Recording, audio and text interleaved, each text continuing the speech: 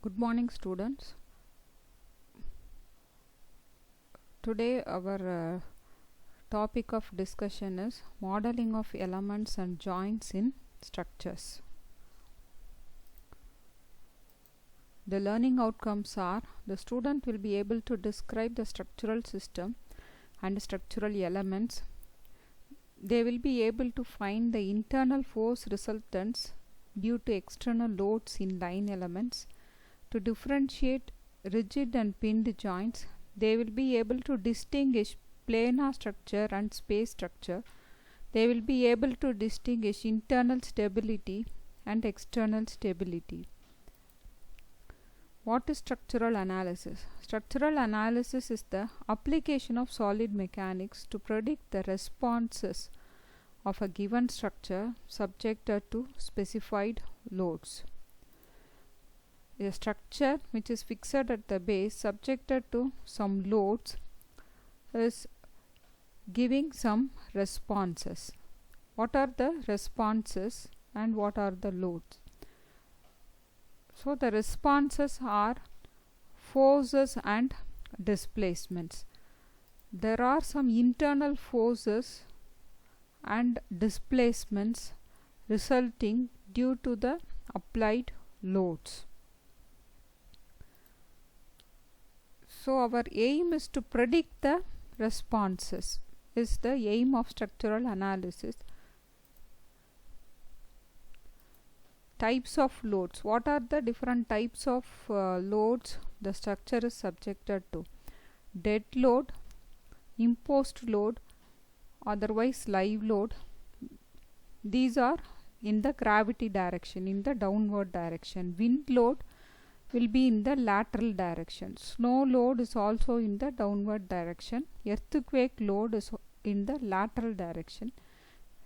Other than this, if there is any special load in case of industry, etc. So these are the different types of loads. A structural system is shown in figure. So this is a framed system. So the structural system, when you see from outside, the structural system is concealed within the building.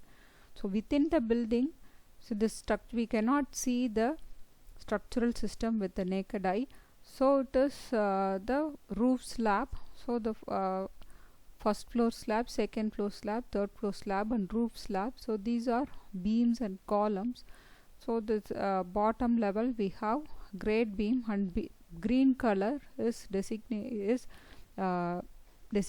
the ground level, and below that we have foundations for isolated footing for each and every column. So this is a structural system. So in the structural system, the dead loads and live loads are gravity loads which are acting in the downward direction, and wind loads and earthquake loads are acting in the lateral direction.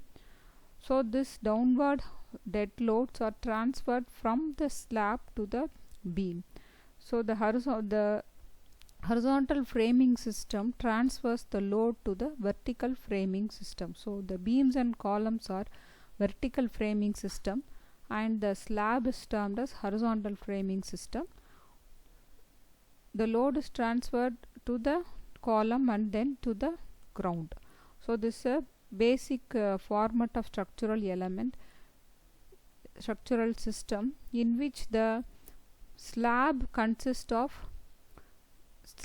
termed as a surface element. A surface element is the one in which the two dimensions are greater than the other dimension. So the dimension in x direction and dimension in y direction is very much greater than the thickness. Then the slab can be modeled as a surface element. There are two types of elements: surface element, otherwise plate element. So the slab can be modeled as a plate element, but the beam and the column can be modeled as a line element. So what is a line element is, so the one dimension of the element is greater than the other two dimensions.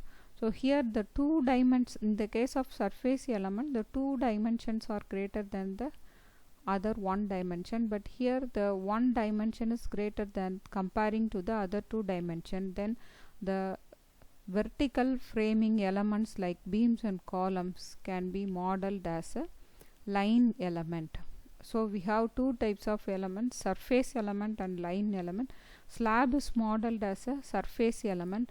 Plates and shells are examples for the surface element. Beams and columns are modeled as line elements.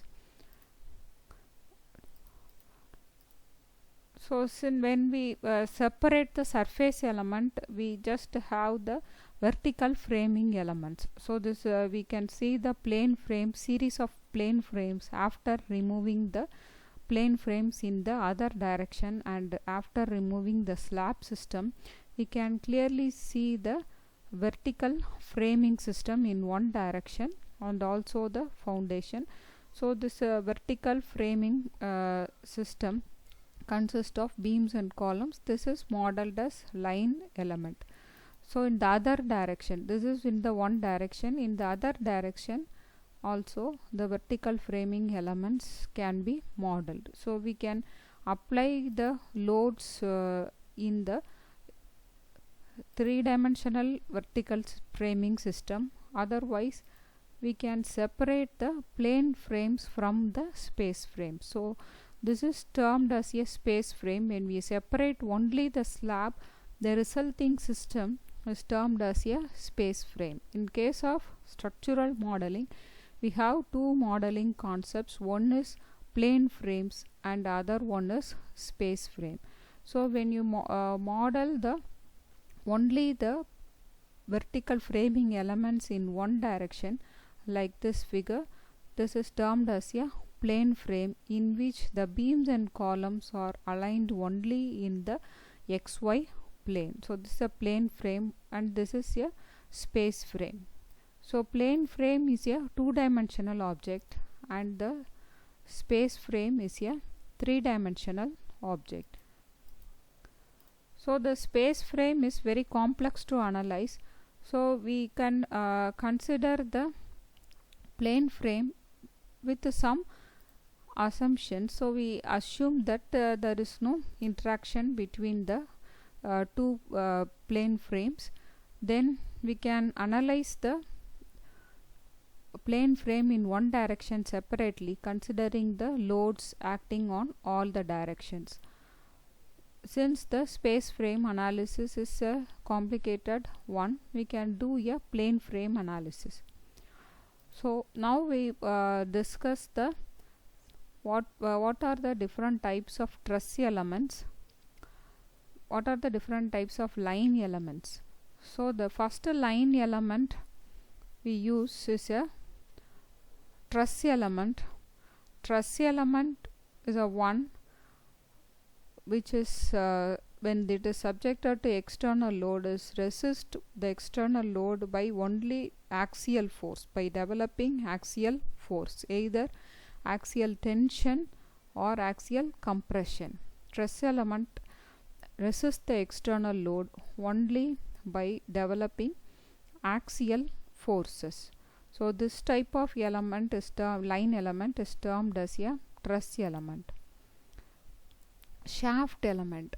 Shaft element, in case of machine structures, when the shaft is subjected to torque, the shaft element only resists the external load by developing a twisting moment. So this type of shaft element is suitable for machines shafts. So this type of shaft element resists the external load by only twisting moment, by developing a twisting moment about the longitudinal axis. So you have the XY plane. So in the truss element also the element is oriented along the x-axis. The element is located in the XY plane, and the the load is resisted by developing a axial force. In the shaft element, the moment torque is applied with respect to the x-axis. When you look at the direction, so the twisting occurs like this. So the shaft element resist the external load due to twisting. Beam element. Beam element is resisting the external load by developing bending moments and shear forces. So the external load is resisted by developing shear forces and bending moments. So the bending moment, so here we have to clearly understand the direction of the moment. So this element is located in the xy plane. The moment is applied in the z direction. So this moment is termed as when the beam is subjected to transverse loads, it is deflecting like this. So the deflection and the loads and the element itself are located in the xy plane. The moment is applied about the z plane. When you want to have a deflection like this, moment should be applied about z axis, and the shear force which is trying to cut this beam is along the y axis. So beam element resists external force by developing bending moments about z axis and shear force about y axis. Plane frame element. When we have an axial force along with the beam, in the beam element, when we have axial force, then it is termed as a plane frame element. So in a plane frame we come across both beams and columns. So when the beam element and column element will have bending moments, shear forces and axial forces. So the plane frame element is subjected to resist the external load by axial force, shear force and bending moment. Shear force is acting something like this. It can cut the cross section. Bending moment is acting like this in this plane z. Axial force is acting along the longitudinal axis. So a plane frame element resists the external load by developing bending moments, axial forces and shear forces. So these are the responses. So the point here is we discussed that when the loads are acted upon on the structure, we have internal force resultants. So internal force resultants are discussed right now. So when a plane frame element, we will have 3 force resultants. In a beam element, we will have 2 force resultants, internal force resultants due to external load. In the plane frame element, we will have 3 internal force resultants due to the external loads. In a grid element, we will have a twisting moment along with bending moment and shear force. Grid floors, in case of grid floor, we come across grid element. In a grid element, we will have a bending moment and a shear force and a twisting moment. So there is no axial force in a grid floor. In a floor of a roof, there will not be any axial force. So we will have a bending moment and shear force along with a twisting moment when the grid floor is constructed along the both the directions. So a grid floor have a internal force resultants of shear force, bending moment and twisting moments. Space frame element. So a space frame element, so these are the reactions, internal force resultants in a space frame element. We have moment about z axis, shear in z axis, moment about y axis, shear in y axis, moment about x axis and axial force in x axis. So we have 3 internal force resultants in case of a space frame element. So when you look at this space frame element, so when you have look at this particular column, we will have bending moment about z axis. So we will have bending moment about y axis and we will have twisting. So you clearly observe the point that bending moment about z axis will have deflection something like this. Bending moment about y axis will have deflection something like this. So can you see the movement of the mouse? So bending moment about y axis will have the deflection something like this, and twisting moment. So and also we will have axial forces, shear forces in this direction and shear force in this direction. So the space frame element will have totally 6 force resultants in all the 6 directions. Axial force direction, when it is a column, axial forces along the y axis, axial forces along the y axis, and the shear is along the x axis and z axis for a column. When you consider a beam, then the orientation is different. For this, the z axis bending moment is something like this. Z axis bending moment is this one, and y axis bending moment is this perpendicular to the screen, my, and the twisting moment about the longitudinal axis beam will have a twisting moment, and it will have a shear force in x direction. Fx direction will be shear force direction, and Fy and Fz directions are we have x direction is termed as the axial force, z direction and y directions are shear forces. So in a space frame element is a complicated one. So each and every element in a space frame is having 6 internal force resultant. Hence it is a very simple case to use a plane frame element which is having only 3 internal force resultants. So therefore we only use two-dimensional plane frame element for most of the structural analysis cases.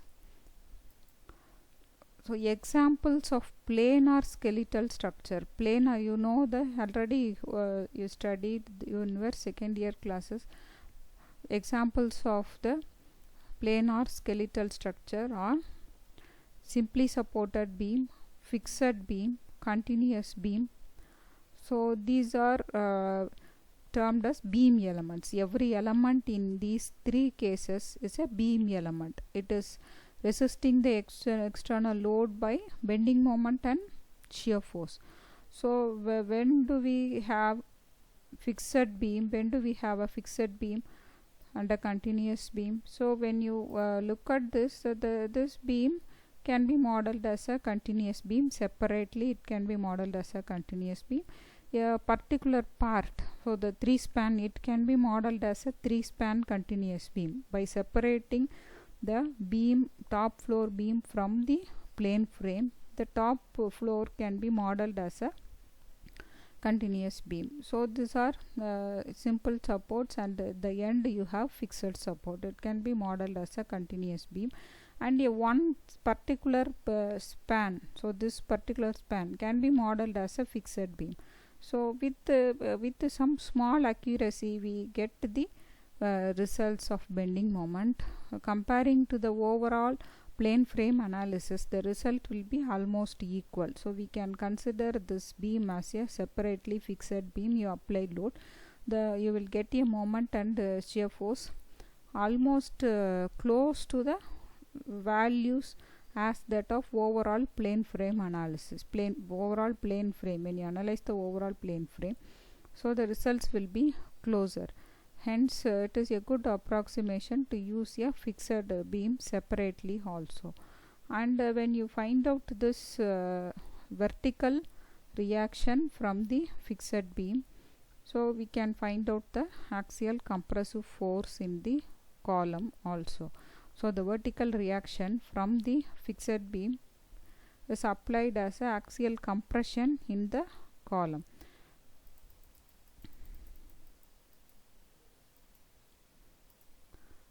So in these cases we use fixed beams, continuous beams, and simply supported beams.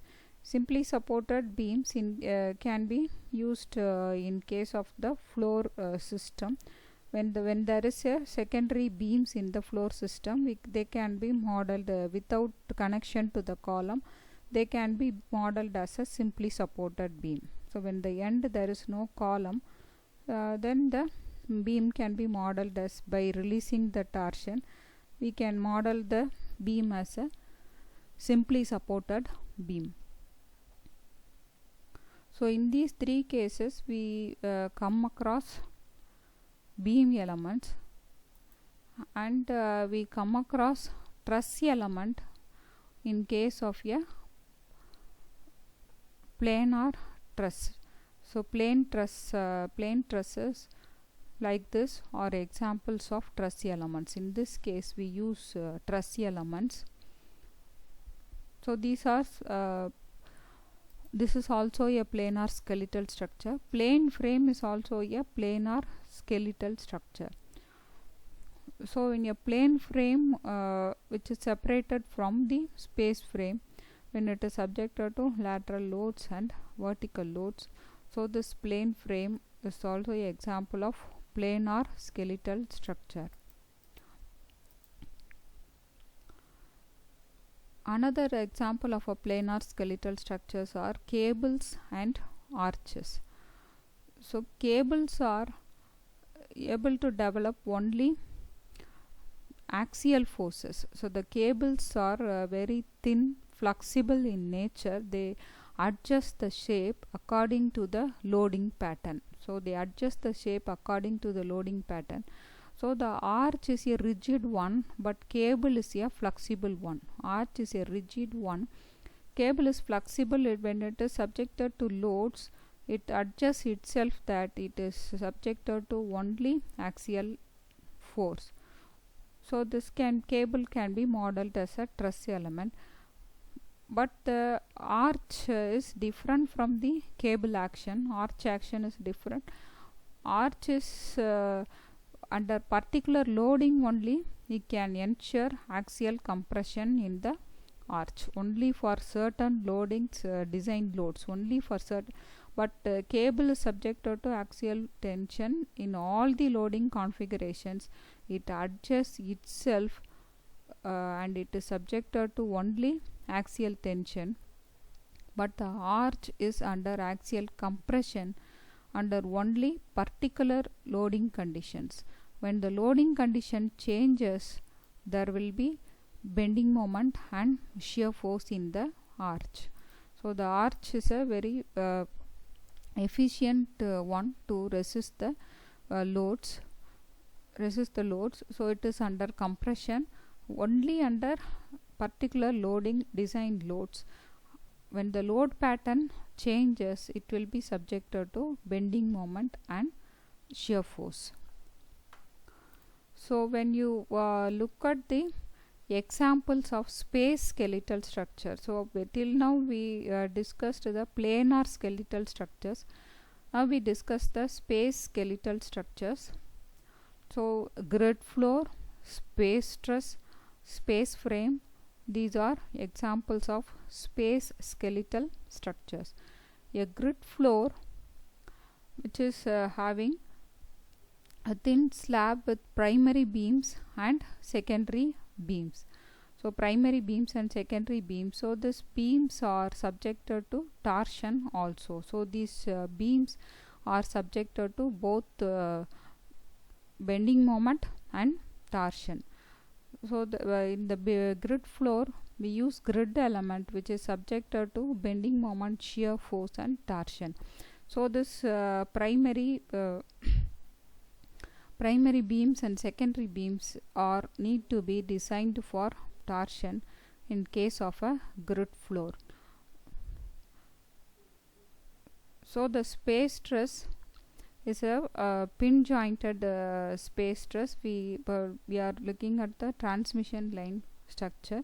So it is completely made of truss element in a three-dimensional framework. So the structural system here is three-dimensional space truss, and the element are made of truss element. Here the structural system consists of a space structure with grid elements. Here we have a space structure, space frame structure with space frame element. So in this case we will have 6 internal force resultants. In all the beams and columns we will have 6 force resultants. So that is the difference between plane frame and the space frame.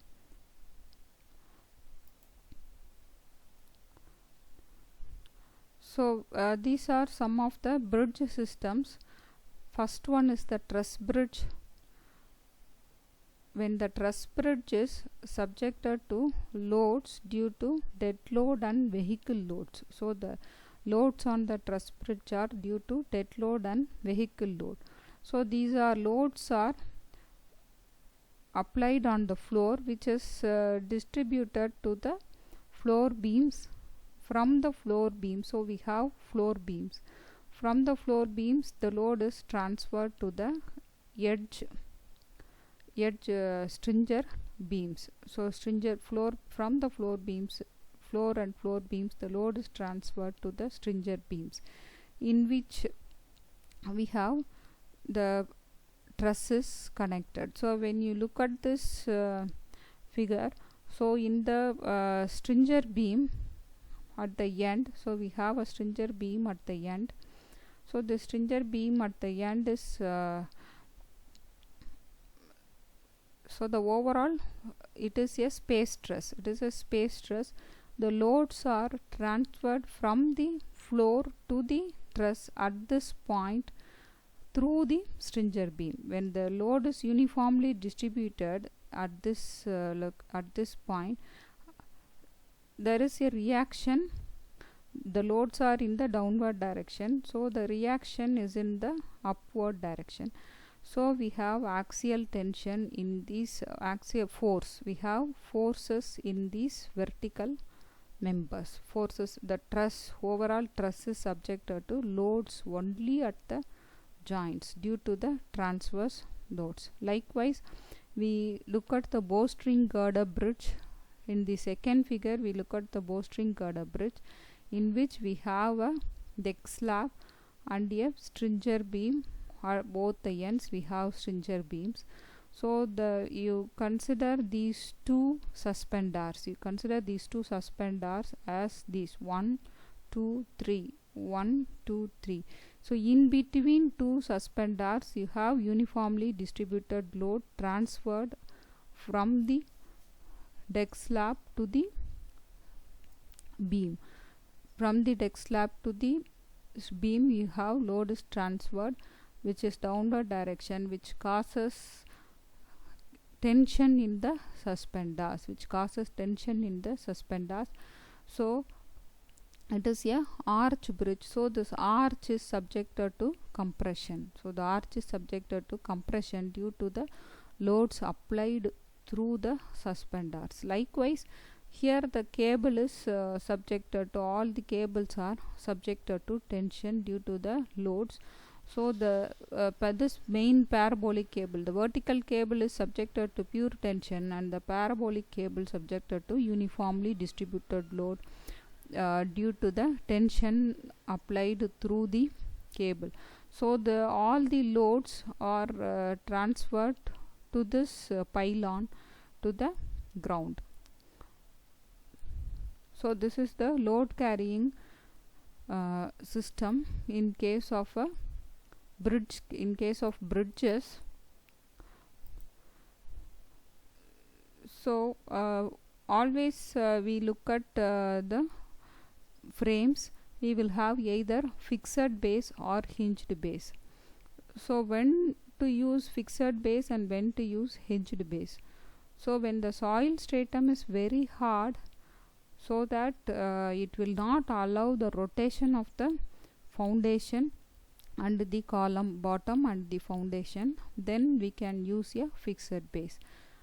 The soil is very hard, or a pile foundation, when the pile foundation is resting on the hard rock, then it can be assumed as the at the top of the pile cap, it can be assumed as the fixed base. Column below the column there will be pile cap, below the pile cap there will be piles. So the piles are resting over the hard rock.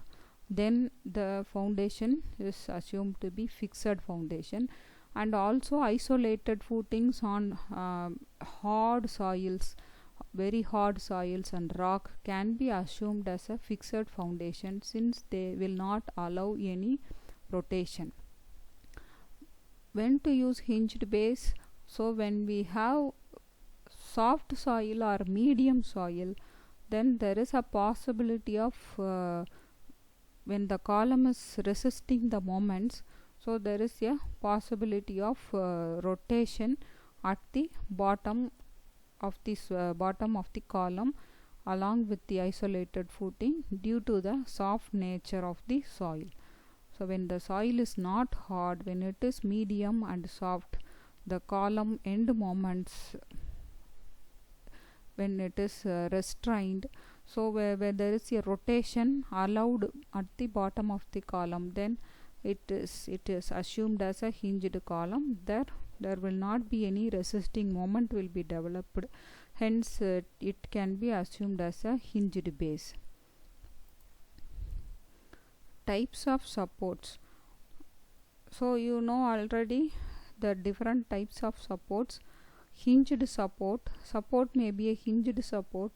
Hinged support, what is a hinged support is it will not allow movement in the x direction and movement in the y direction.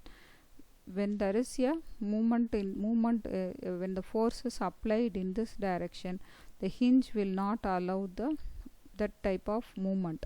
So hinged support offers two reactions, one horizontal reaction and one vertical reaction. Roller support offers only one vertical reaction. When the load is applied in horizontally, then the roller starts rolling in this side. So there is no horizontal restraint in the roller support. There is only one vertical reaction. In a complete fixity, when we ensure complete fixity, constraints are introduced in all the direction.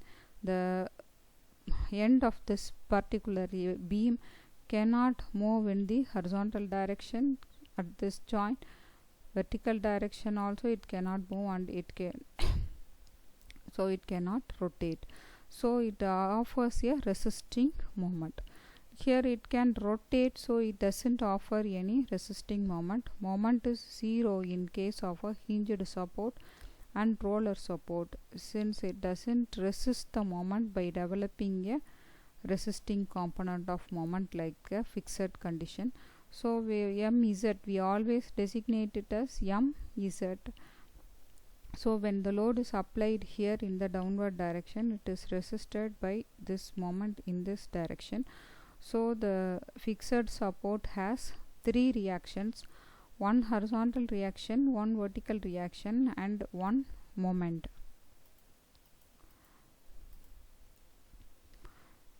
So we discussed the type of supports, then we discussed the intermediate joints. So the intermediate joints help to keep the structural elements together.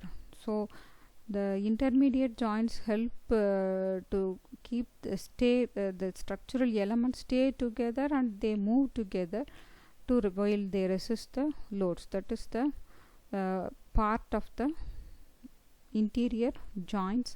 The interior joint may be a rigid joint or a pinned joint. So here in case of a rigid joint, so if it is a rigid joint, when a moment is applied over this rigid joint like this, then there will be a rotation in the joint. So the deflected configuration will be such that the angle between the members will not change. So initially the angle between the members is 90 degree. After deflecting also the angle between the members will be 90 degree in case of a rigid joint. here we discussed 4 members connecting at a point. We will also discuss 2 members connecting at a joint. So this is a rigid joint. When nothing is specified, it is to be assumed as a rigid joint.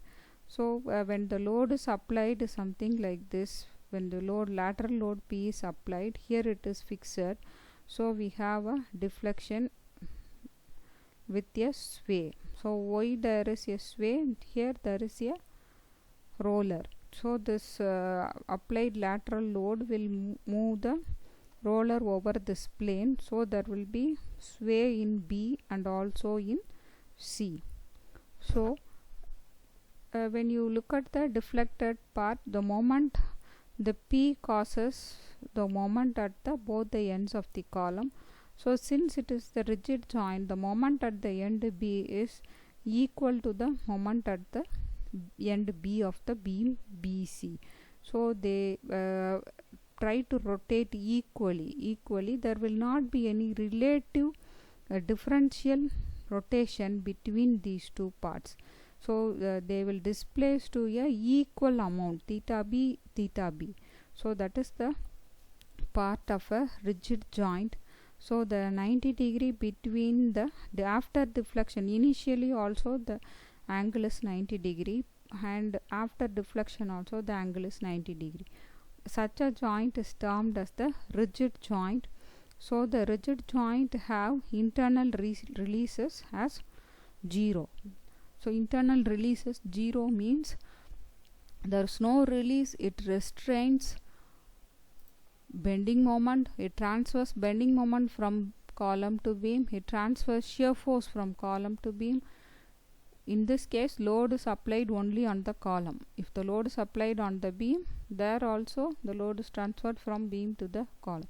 Here the load is applied only on the column, then the moment is transferred from column to the beam, shear is transferred, and if there is any axial force, that will also be transferred from column to the beam. Through the rigid joint there is no release. Release is completely 0. Completely all forces are transferred in the rigid joint.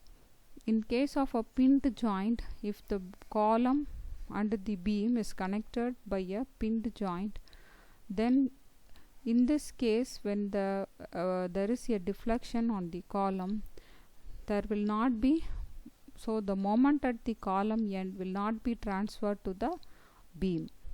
If there is a separate load on the beam, due to that load there will be some deflection on the beam, but here there is no load on the beam, so the beam will not bend, it will be straight. So that is the difference between a rigid joint and a pinned joint. In case of this pinned joint, there is a movement, rigid body movement of the beam occurs.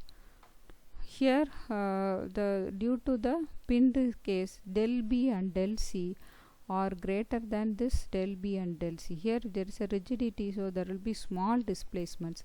Here we will have higher displacements, del B and del C, and the moment from the column causes rotation theta BA, but the rotation at the there will not be any bending in case of beam BC. If there is for load on the BC, then there will be bending moment in the BC. Otherwise bending moment is 0 in this part B dash B. In this part BC, bending moment is 0.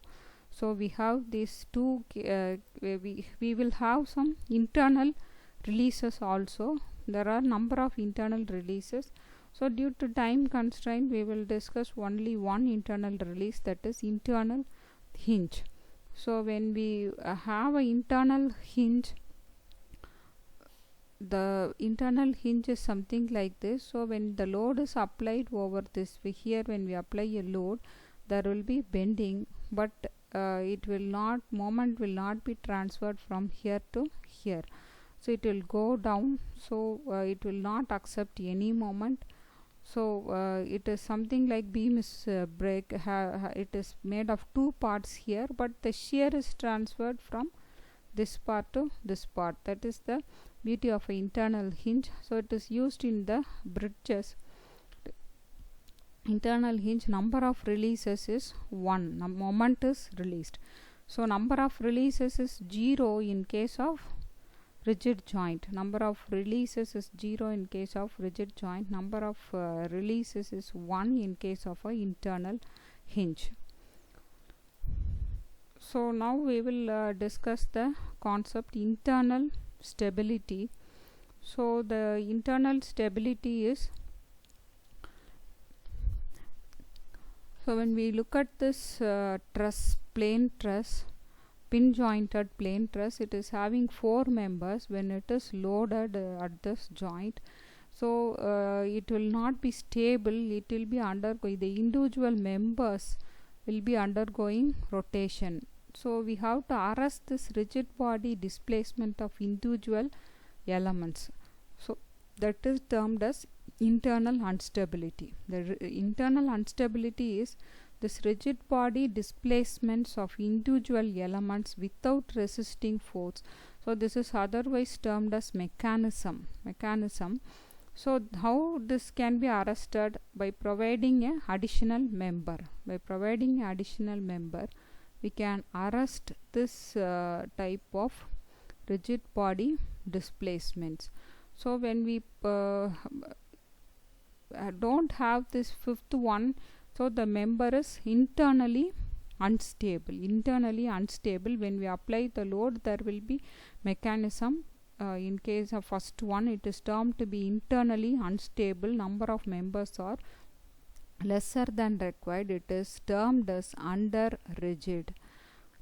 When we introduce one element, it is termed to be internally stable. Now when you apply the load, it will resist the load by the joints will adjust themselves, and the load will be resisted by the joints, but there will not be any rigid body displacements of individual elements. The load will be resisted. So this is termed as internally stable and just rigid.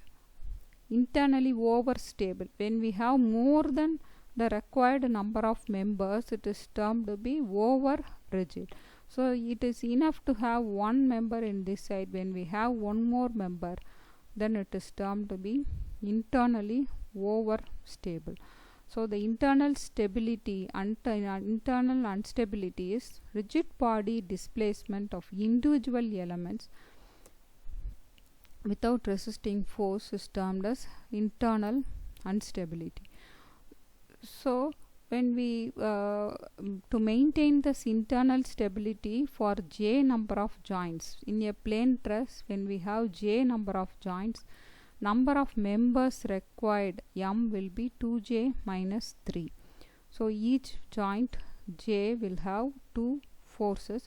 So we have 3 equilibrium equations. So then we should have that much number of members in order to avoid indeterminacy. So when the in order to avoid instability or indeterminacy, so when the number of members is equal to 2j minus 3, when j is the number of joints and m is the number of members, when it is equal to 2j minus 3, it is termed to be a perfect frame. And when it is less than 2j minus 3, it is termed to be a deficient frame. When it is greater than 2j minus 3, it is termed to be a redundant frame. So when you look at this, so 2j, when you calculate 2j minus 3, 1, 2, 3, 4, 4 into 2, 8. 2j is 8, 8 minus 3, 5. But we have 1, 2, 3, 4, 5, 6 members. So we have one extra member. But so it is termed to be over rigid. But when you look at this figure, you have 1, 2, 3, 4, 4 into 2, 8, 8 minus 3, 5. 5 members required, we have 5 members, 1, 2, 3, 4, 5. So it is internally stable, just rigid. But it is less than the 5 members, so it is unstable.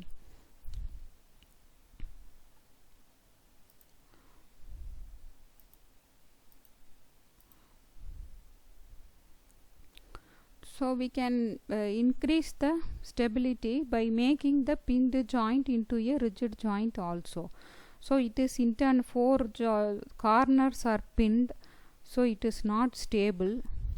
When you make one pinned corner as a rigid corner, then rigid corner will not allow any mechanism type of displacement. So we will change the unstable to a stable part, the stable frame, when we change the one pinned support into a rigid support. Here we have only 3 joints are pinned, the other joint is rigid. So when we remove 2 pins and have a rigid joint, then we will have a over stable, over rigid. Internal stability is higher than required, so it is just required. Here it is less than the required. So we can have this option also. We can introduce rigidity or number of members.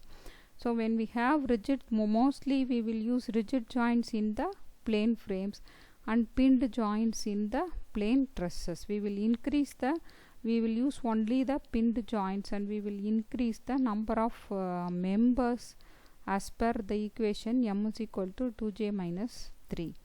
So internal, when you look at this, it is a proper triangle. Joints are 1, 2, 3. So 3 into 2, 6. 6 minus 3, 3. We have 3 members. So triangulation is important in case of trusses. So this type of triangles, when it is formed, it will be stable. And when we remove one member, the structure becomes unstable here.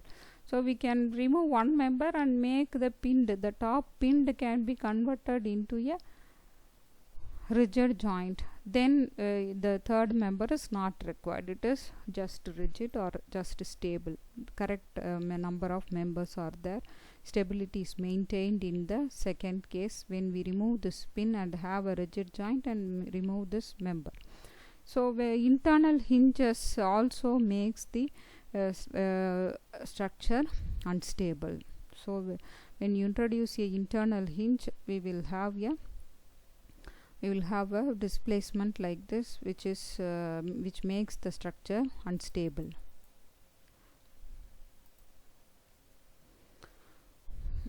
So a closed box frame, which is having a internal static indeterminacy as 3. So it is how do you say it as 3 is, so when you cut this closed box frame, so it is like a box culvert. When you cut anywhere, you will have a axial force, you will have a shear force, and you will have a bending moment. So you have three internal force resultant in a frame. When you determine this, you can find the other internal force resultant in all the other points.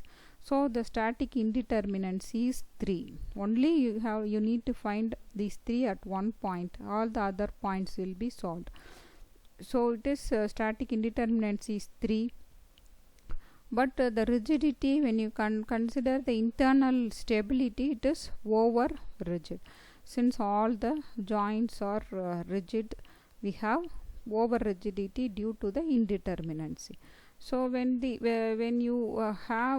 introduce a pinned joint at a particular point, so this 3 reduces to 2. This 3 reactions reduces to 2 when you introduce a pin. When you introduce pin at 2 points, this 3 again reduces to 1. But it is over rigid. It is also over rigid since we have, but the redundancy reduces. Here degree of redundancy is 3. Here degree of redundancy reduced to redundant reactions or unknown reactions. So unknown reactions are 2 here. Here unknown reaction is 1. So by introducing pinned otherwise internal hinges within the rigid structures, we can reduce what? We can reduce the indeterminacy, otherwise redundancy. Redundance means unknown reactions. So we can reduce the unknown reactions by introducing the pin. External stability. So external stability is, so when you look at this closed box frame, when your load is applied here, so it undergoes rigid body, it will moves as a whole. The whole structure moves. So how to arrest this rigid body displacement of member as a whole? So the rigid body displacement of member as a whole is termed as external instability. How do you increase the stability against this rigid body displacement? So you provide proper supports. So when you so suppose when you provide two rollers, so due to this P, so it will not be stable, it starts rolling. When you apply P, it will be start rolling. So what is the proper way of support? One end hinged, other end roller. So this hinged end will offer a horizontal reaction and a vertical reaction, and this roller will offer a vertical reaction. So now the box frame is stable. So here both the cases are unstable. So providing proper supports is the point in the external stability. So providing proper supports externally will increase the external stability. So external stability is concerned with the movement of the rigid body as a whole.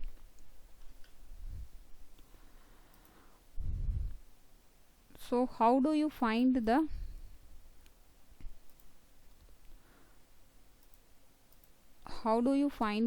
external, how do you find the static indeterminacy? So the static indeterminacy is, so number of equilibrium equations for planar skeletal structures is, so you have three equations. Summation of forces in x direction is equal to 0, summation of forces in y direction equal to 0, summation of moments about any point is equal to 0. So we have three equations of equilibrium. So the external indeterminacy is external stability.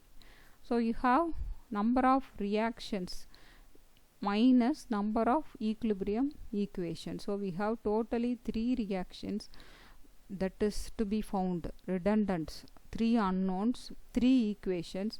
So externally it is stable. External indeterminacy is 0 here. Internal indeterminacy is 3. So how do you have internal indeterminacy as 3? So it is a closed box frame. What about the internal stability? So when you cut, you will have three unknown reactions. When you find these three unknown reactions, the problem will be solved. So the total degree of static indeterminacy is, internal indeterminacy is 3, external indeterminacy is 0. So totally you have 3 is the degree of static indeterminacy. And in a case of a simply supported beam, when you provide rollers at both the ends, so look at the rollers, these will offer only resistance in the vertical direction. Now when you have a inclined load, it will cause the beam to slide over this particular plane. So the beam will slide over this plane. So it is not stable. So it is unstable externally. So the number of reactions are 2. Equilibrium equations are high. But you cannot say it as -1. You say it as unstable. The beam is unstable. What to do now? So you replace this with a hinged joint. You will have a stable beam. So in case of a continuous beam, so you have hinged support, you have roller support, so the you count the number of reactions, 1, 2, 3, 4. Number of equations, 3. So the degree of static indeterminacy is 1. So here when you change it to a fixed condition, 1, 2, 3, 4, 5 reactions minus 3 equations. So you have 2 is the degree of static indeterminacy. So when why do you have static indeterminacy? When we want to increase the safety, we introduce more support constraints, then the static indeterminacy increases. So when we constrain the structure more and more, then the safety of the structure in order to increase the safety, then indeterminacy, if you make this as fixed, then indeterminacy increases by a degree 1, but the safety increases. The structure safety increases, but it is becoming difficult to analyze. So the static indeterminacy due to only vertical load, when you consider only transverse loads in a continuous beam, then you have only two equations, forces in a y direction and moment is 0. So number of reaction is 1, 2, 3. Equilibrium equations is 2. So the static indeterminacy is 1 in this case. So you can also find here for a bigger frames also, multi-bay, multi-story frame. So how do you find the static indeterminacy? So you convert it to a cantilever. So you cut all the beams, you convert it to a cantilever. So each beam have three unknowns: a moment, a shear, a axial. A moment, a shear, a axial. So you count all the beams: 1, 2, 3, 4, 5, 6, 7, 8, 9, 10, 11, 12. 12 multiplied by 3 unknowns, 36 is the degree of static indeterminacy of this multi-story, multi-bay frame. You can also find this using the previous equation, internal indeterminacy plus external indeterminacy. Internal indeterminacy, you have 9 closed loops: 1, 2, 3, 4, 5, 6, 7, 8, 9. Each closed loop have 3 unknowns. So 9 into 3, 27 is your internal indeterminacy. External indeterminacy is number of reactions minus number of equations. So you have 3 in each fixed support, 4 into 3, 12 number of reactions minus 3 equilibrium equations, you have 9 is the external. So 27 plus 9, you have 36 is the degree of static indeterminacy. You can find it in both the ways. So when you have releases, you have to, the releases provide additional conditions for us. So you have to detect the releases. We have to add internal indeterminacy and external indeterminacy and detect the releases. So here we have a moment release. So internal indeterminacy is 0 for a continuous beam. It is stable and internally stable. Externally 1, 2, 3, 4, 5. 5 reactions minus 3 equations. You have minus 1 moment release. You have 1 is the degree of static indeterminacy.